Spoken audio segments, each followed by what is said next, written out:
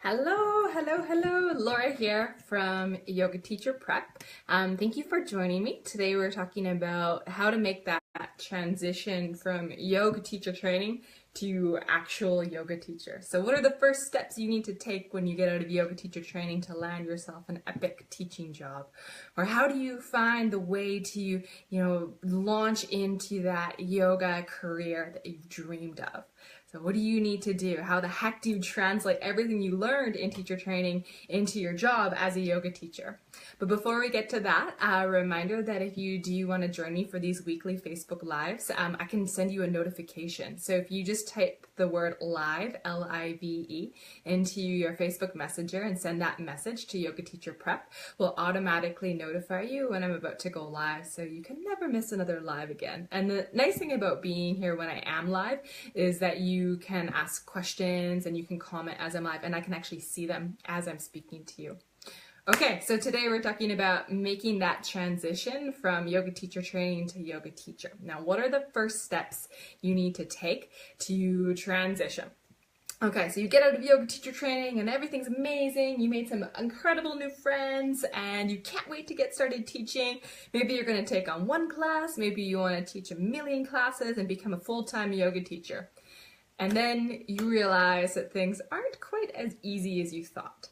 So depending on your yoga teacher training, you might have been taught a little bit about business and how to be an entrepreneur as a yoga instructor, or maybe they didn't teach you anything about that. And that's okay, there's nothing wrong with that. But ultimately, as yoga teachers, we are entrepreneurs. So if you actually want to make a living doing this job, you are basically 100% an entrepreneur, a business owner.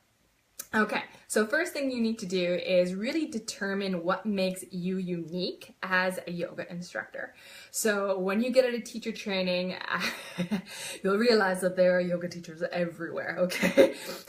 We're living in a time when there's a saturation of yoga instructors. Unless you live in a really small town, and maybe there isn't, but for most of us in cities, there are a ton of yoga instructors and a ton of yoga studios. So we need to find a way to set ourselves apart from the pack. So right away, it's super important that you determine what makes you unique as a yoga instructor. And this could be a whole variety of different things. So it could be anything from the style of classes that you teach to the values that you have and inject into your practice, to the way you theme your classes, to the location of the classes you want to teach, to the specific group of people you want to teach to. So there's so much you could look at here. Once you dial in what you think makes you unique, hi Shelly, then you need to be really consistent in practicing this. So, if you lock down, for example, it's always easy to pull myself as an example. Okay, I come out of my yoga teacher training. I really want to be the teacher in my community who's all about compassion. Okay, so every theme for every one of my classes is around compassion. Explain at the beginning of my classes, lots of love here, lots of compassion. Do what you can. It's all good if something doesn't work for you. So I try to create that tone. Now, for me to be successful, for this to become my thing, for people to learn that that's what I'm all about, I need to be consistent with it. So I need to actually inject this into every single class that I teach so that people start to get to know that that's what I'm all about. So maybe, for example, you decide that what makes you unique is that you're only going to do classes at breweries. So random. Okay, so you're only at breweries. That's your thing. Okay, so you contact all the breweries in your community and you set up all of these yoga classes that involve beer.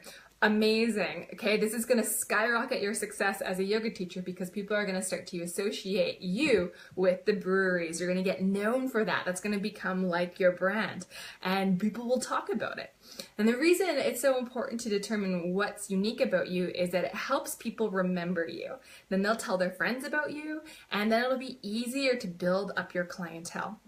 If you go into teaching yoga straight out of teacher training and you're like, I'm just going to teach general yoga classes to the general population, it's going to be a lot harder for people to, really remember you, for you to be really memorable in your classes, because you're just another one of the crowd. You're another one of the 100 yoga instructors who just wants to teach yoga. So if you can find a way to stand out in your community, I guarantee you it'll be so much easier to build up the clientele and to be more successful. I mean, whatever that means, but to have, let's call that, have more people in your classes, right? Because people will know who you are. Okay, Ashley just joined. Welcome, Ashley. Thanks for joining me. All right, so those first 2 points were the most important thing you can do coming right out of yoga teacher training is determine what makes you unique. And then when you teach those first few classes, and then from then on, make them consistent. So inject that uniqueness into every single class that you teach so that you become memorable to your community.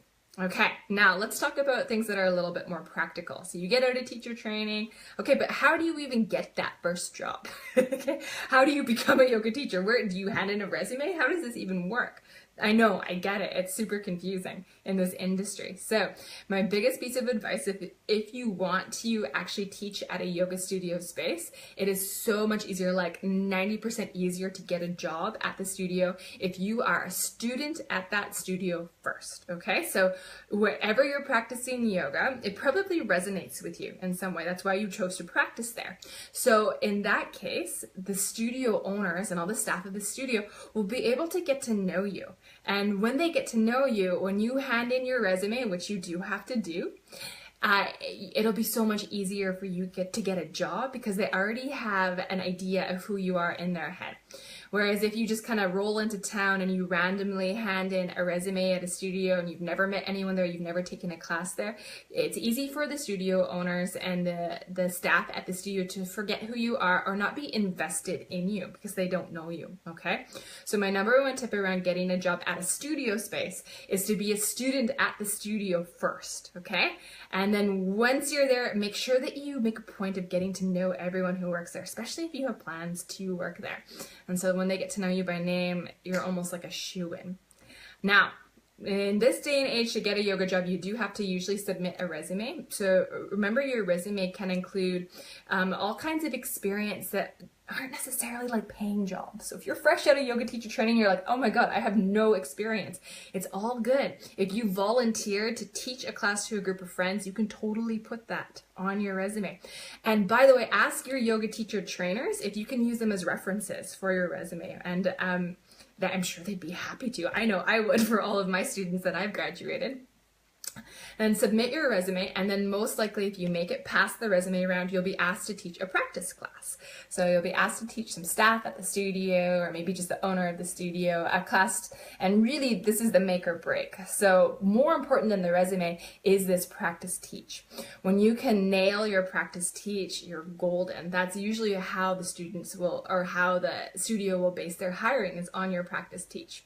Now, mistakes I've seen yoga students make, or yoga teachers make when they do this practice teach, is that they are so nervous, they just kind of stick to the basics.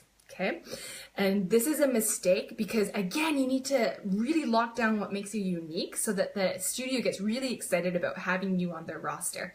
So you need to find a way to inject that uniqueness into that practice class that you're teaching for the studio owner or the studio staff. This goes for a gym, a yoga studio, even if you're applying to like the city that you live in, if the city is hiring yoga instructors, or a corporate class, like a corporation's thinking about hiring you, teach them a class and make it unique. Inject your personality into the class so that they remember you. There's something different about you that makes them want to hire you. And again, I see so many teachers come out of teacher training, they're like, oh my God, I'm so nervous to do this practice teach. And then they just teach like Surya Namaskar A, Surya Namaskar B, Pigeon, and Shavasana.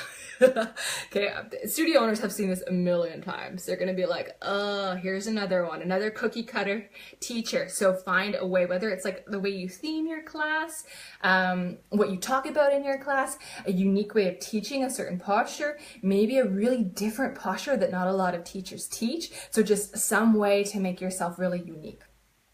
Okay, I've talked a lot. Does anyone have any questions before I keep plowing through? I'm almost done. Welcome, Cassidy and Shauna. Awesome. Okay.